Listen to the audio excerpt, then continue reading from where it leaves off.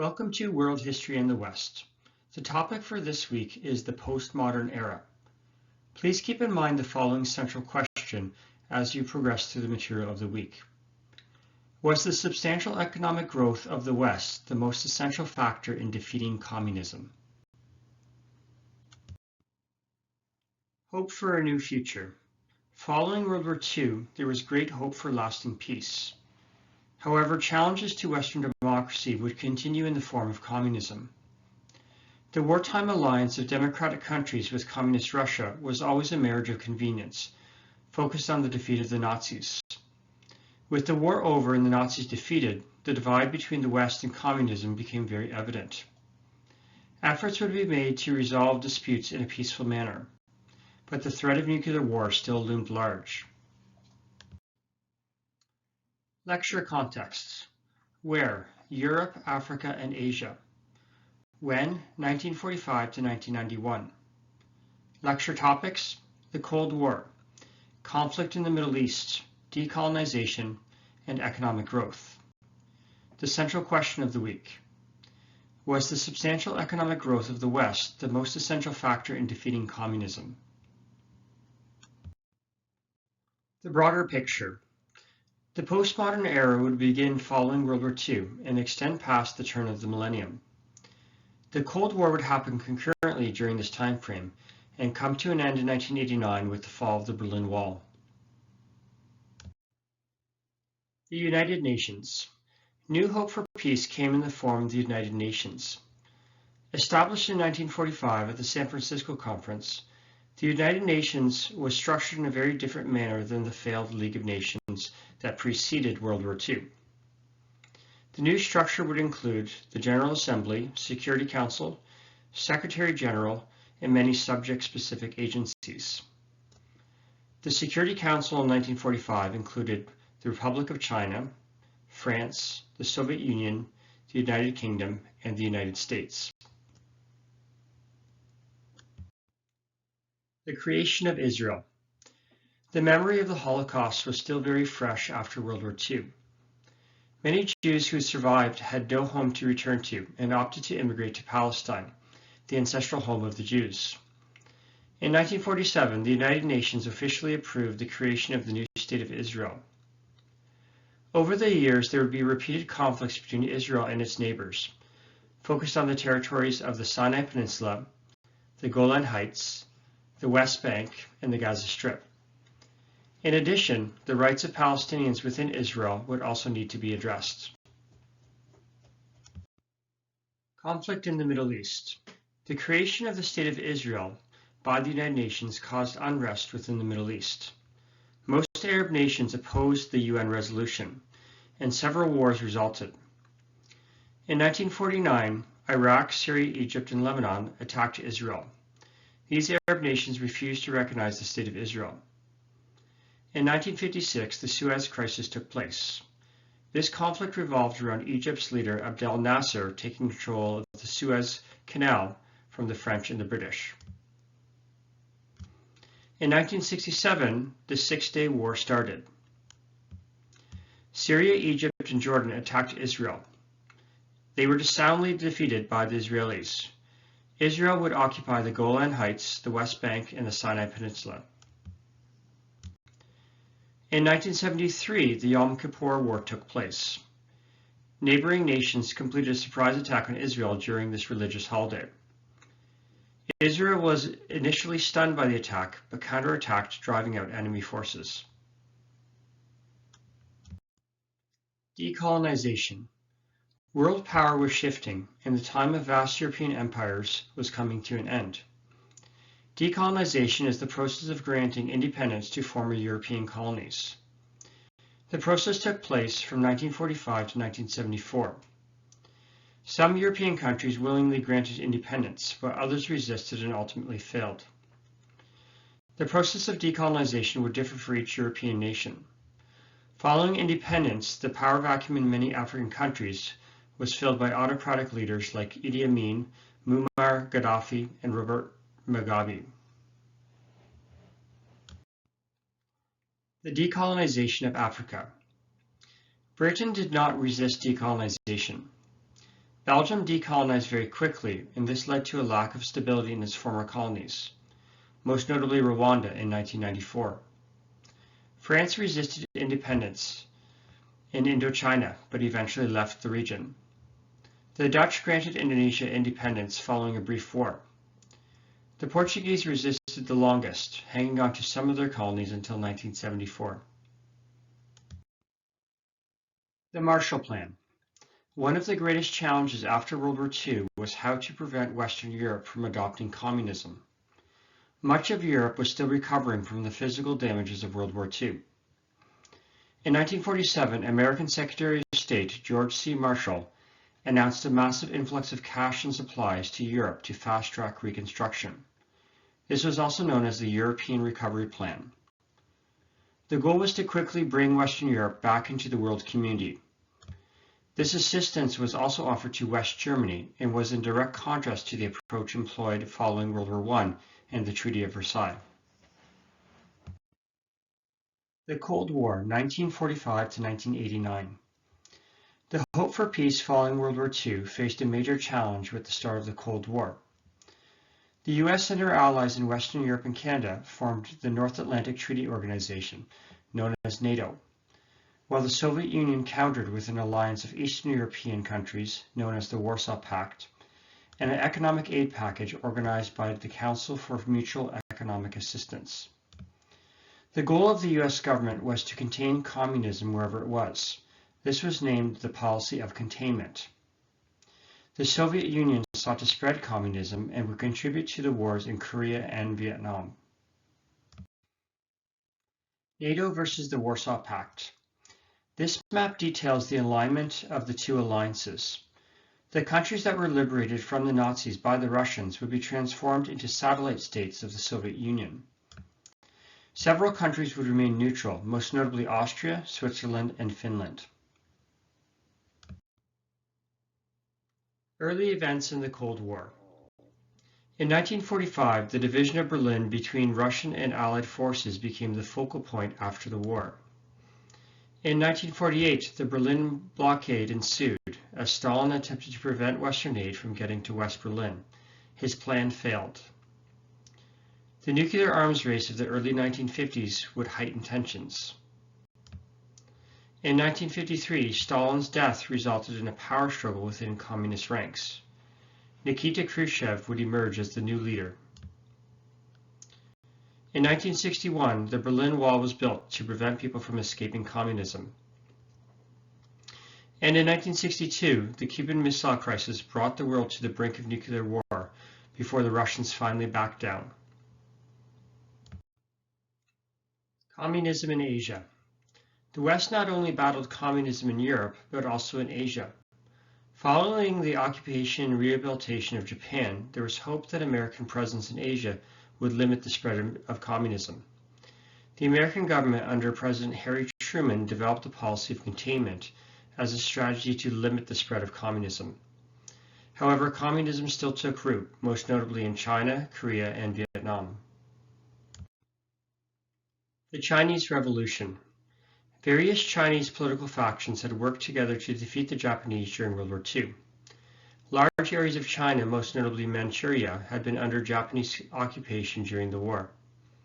Following the war, these factions came into conflict. The Chinese nationalists were led by Chiang Kai-shek, while the Chinese communists were led by Mao Zedong. By 1949, despite being outnumbered, Mao's communist forces prevailed. Mao would remain in power until 1976. Changes in Communist China. Major change would result in China under Mao's communist rule. Tibet was occupied in 1950 and the Dalai Lama soon exiled. Agricultural communes were created and ultimately led to mass starvation in rural communities. It is estimated that 20 million Chinese died from 1959 to 1962. Rapid industrialization created mass disorganization and shifted populations. In addition, Mao's Cultural Revolution from 1966 to 1976 sought to reinvigorate the Communist Party, but instead became a mass purge of any dissidents. He also attempted to destroy any remaining Western influences, including churches. The Korean War, 1950 to 1953. Following liberation from Japanese forces, Korea was divided between North and South. The USSR and the USA could not agree on a unified Korea. In 1950, Northern Communist forces invaded the South. The UN Security Council, with the Soviet Union absent, approved military action against the North. Following the deaths of several million, a ceasefire was signed in 1953 along the 38th parallel. This would become the first of several proxy wars between the United States and the Soviet Union, with both contributing to opposite sides in the conflict without actually fighting one another. Post-World War II Vietnam. Vietnam and the rest of Indochina, a French colony, had been occupied by the Japanese in World War II. Following liberation, communist forces in the north declared independence and sought to push French forces out of the region. Led by Ho Chi Minh, the North was able to force the French to withdraw by 1954. Minh had spent time in France, the United States, and Russia. He was even present at the Treaty of Versailles in 1919. During his time in Europe, he was educated as a socialist before returning to Vietnam to institute his new ideas. The division of Vietnam.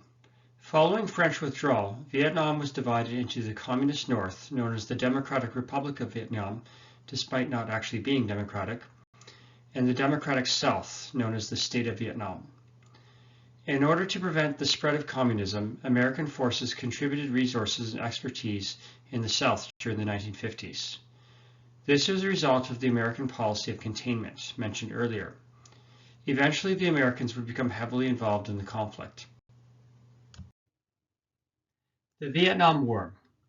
The Viet Cong, supported by the Communist North, waged a guerrilla war in the South. Northern forces also invaded the South in the late 1950s. The Viet Cong were not the official army of North Vietnam, but rather guerrilla soldiers throughout the South. As the war progressed, the American government, first led by JFK, John F. Kennedy, continued to increase its aid in the South. Similarly, the Russians and Chinese supported the North with military arms and supplies. Eventually, 540,000 American soldiers would become directly involved in the fighting along with the American Navy and Air Force. It is important to note that this was not a United Nations-sponsored mission, as in the case of the Korean War. The Vietnam War continued. Following the Tet and Retreat raid of 1968, American public opinion began to shift against the war. The Tet Offensive, as it was also known, saw major cities in South Vietnam secretly attacked by the North Vietnamese, including the Viet Cong. The American embassy in Saigon was even attacked. By 1973, the American government signed an agreement to withdraw from the region by 1975. Communist forces then occupied all of Vietnam. The process of American withdrawal was called Vietnamization by President Richard Nixon.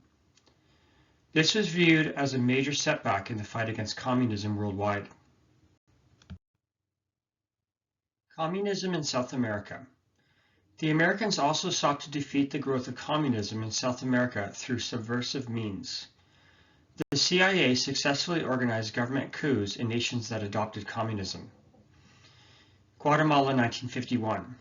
The U.S. supported the overthrow of Jacob Arbenz by supporting the rebel army. Chile, 1970. American government helped install authoritarian leader Augusto Pinochet. These actions were often questioned by the public and other countries around the world, who saw these efforts as anti-democratic. The American government believed these decisions were simply pragmatic and part of their policy of containment, which sought to prevent the spread of communism throughout the world. Opposition to Soviet rule. Just as the Americans desired to limit the growth of communism, the Soviet Union sought to prevent the spread of democracy. Political dissidents were sent to gulags in Siberia. Gulags were essentially Russian concentration camps.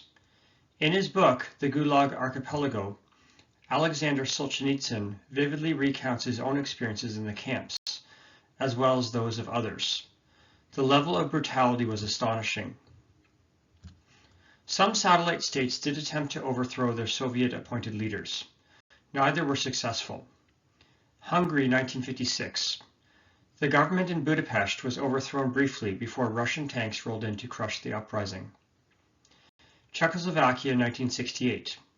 This became known as the Prague Spring and was also suppressed by the Russian government. The 1980s, Reagan versus Gorbachev. Ronald Reagan was the American president, while Mikhail Gorbachev was the leader of the Soviet Union. A few details about Reagan.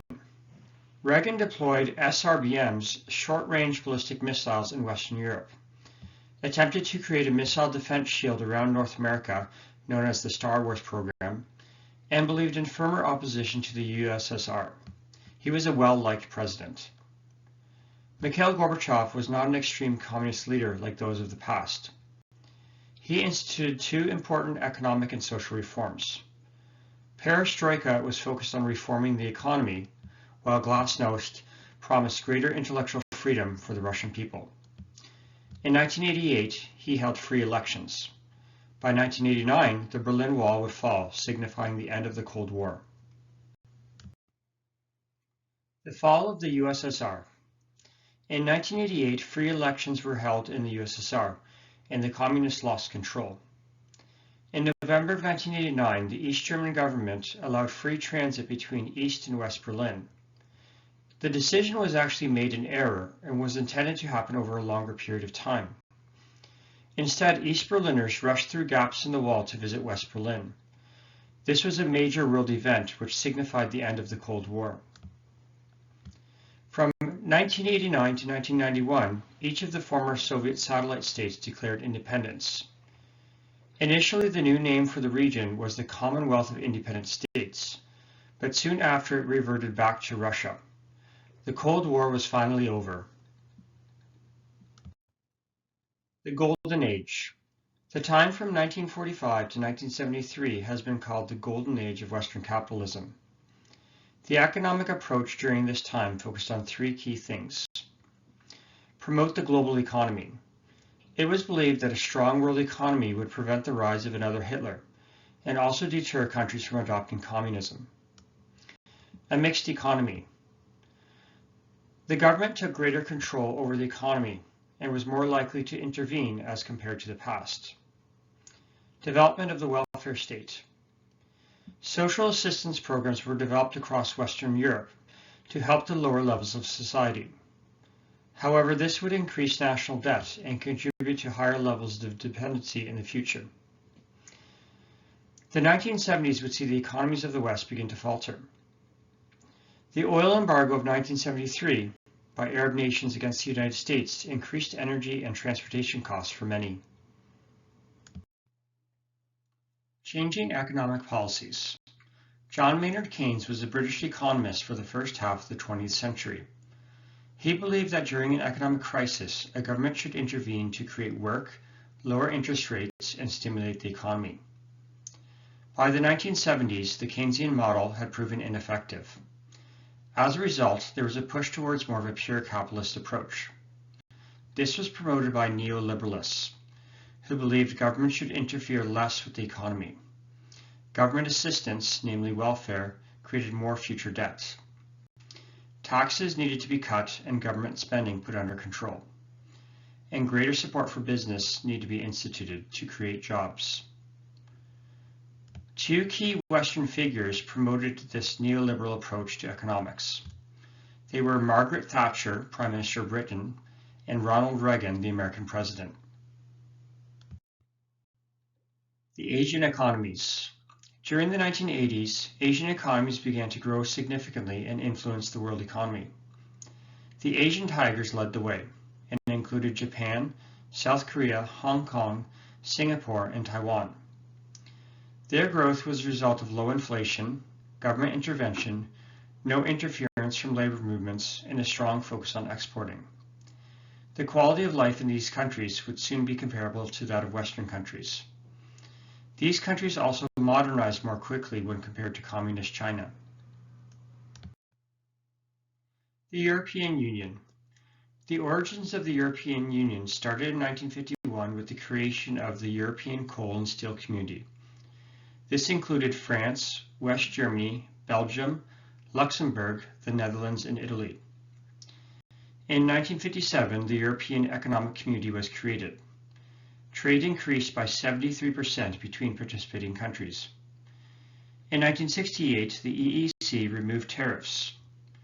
In 1973, Great Britain joined. In 1986, the Single European Act was created. In 1991, it was renamed the European Union. In 2002, the euro was adopted as a central currency. And in 2020, Britain left the European Union. An uncertain future. The hope for lasting peace disappeared quickly following World War II. Instead, the world lived in a state of uncertainty. Would democracy in the West prevail? How would war-ravaged Europe be rehabilitated? Would the creation of Israel incite Arab nations? How would new communist nations treat its people? And would nuclear war destroy the world? These are just a few of the main questions facing the West during this time frame.